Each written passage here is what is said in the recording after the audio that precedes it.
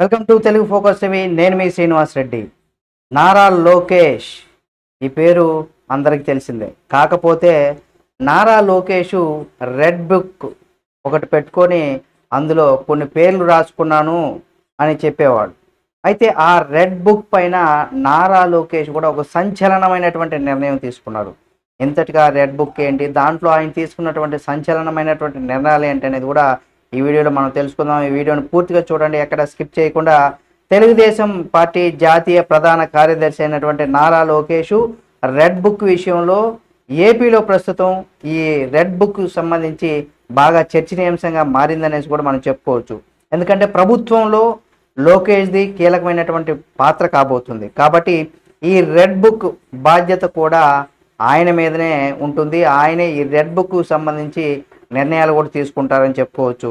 కాబట్టి వైఎస్ జగన్ ముఖ్యమంత్రిగా ఉన్న సమయంలో కొంతమంది ఎవరైతే అధికారులు ఉన్నారో తమ పరిధి స్థాయిని మరిచి కూడా వ్యవహరించారు. కాబట్టి దానికి సంబంధించి తెలుగుదేశం పార్టీ నేతలపైన కేసులు పెట్టడంతో పాటుగా అక్రమ అరెస్టులకు సంబంధించి యథేచ్ఛగా కొనసాగించారు. కాబట్టి వారిని వదిలిపెట్టేదే లేదని, అందరి పేర్లు కూడా రెడ్ బుక్లో ఉన్నాయని నారా లోకేష్ హెచ్చరించారు. ఆయన యువగలం పాదయాత్ర సందర్భంలో కూడా చాలా గట్టిగా చెప్పారు. తప్పు చేసిన వారిని వదిలేదే లేదు. తమను ఎవరైతే అక్రమంగా కేసులు పెట్టారని ఆయన చెప్పుకొస్తున్నారో, అక్రమంగా వాళ్ళ పరిధి దాటి ఎవరైతే చేశారని చెప్తున్నాడో వాళ్ళందరికీ హెచ్చరించానంటూ కూడా సిఐడి అధికారులు కోర్టులో పిటిషన్ కూడా వేశారు. తాజాగా వెల్లడైనటువంటి ఫలితాలు అంటే ఎన్నికల ఫలితాలు తెలుగుదేశం, జనసేన, బీజేపీ కూటమి ఘన విజయం సాధించిన సంగతి తెలిసిందే. ఆ తర్వాత లోకేష్ మీడియాతో మాట్లాడుతూ కక్ష సాధింపులు అనేవి తమ ప్రభుత్వంలో ఉండవని స్పష్టం చేశారు. కానీ ఈ మాటలను బట్టి రెడ్ బుక్ అమలు చేయరనేసి కూడా భావించారు అంతే అందరూ కూడా. అయితే ఇదే అంశం పైన లోకేష్ కక్ష సాధింపు ఉండబోవని చెప్పాను, కానీ తప్పు చేసిన వారిని వదిలిపెట్టేదే లేదనేసి కూడా చెప్పారు. తప్పు చేసిన వారందరి పేర్లు కూడా రెడ్ బుక్లో ఉన్నాయని, వారందరిపైన కూడా చర్యలు తీసుకుంటామని లోకేష్ హామీ ఇచ్చారు. అంటే దీన్ని బట్టి చూస్తే కనీసం సాక్ష్యాలు కూడా లేవు.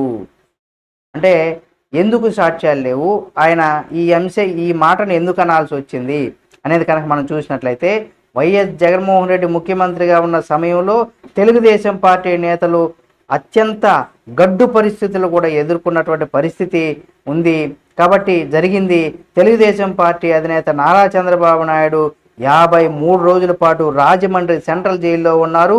వ్యవస్థలను మేనేజ్ చేసిన జగన్ తమ పంతాన్ని నెరవేర్చుకున్నాడు.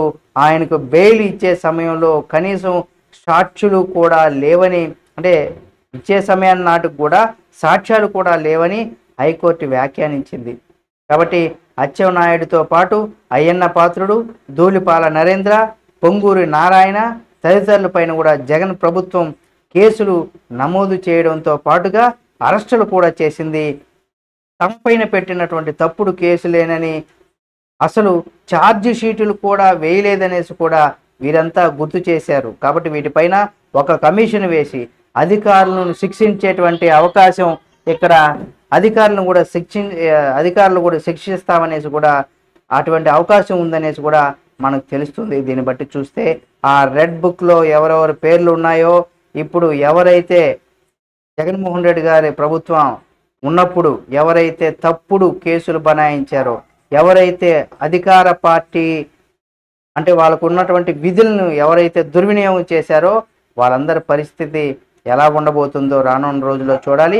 ఏది ఏమైనా సరే ఇప్పుడు కక్ష సాధింపులు అనేది పక్కన పెడితే ఏపీలో మనం కనుక చూసినట్లయితే వైసీపీ నేతలకి ఇళ్లపైన కూడా టీడీపీ నేతలు, అనుచరులు, ప్రజలు, మద్దతుదారులు ఎవరైతే ఉన్నారో ఇలా దాడులు చేయడం అయితే కరెక్ట్ అయినటువంటి పద్ధతి కాదు.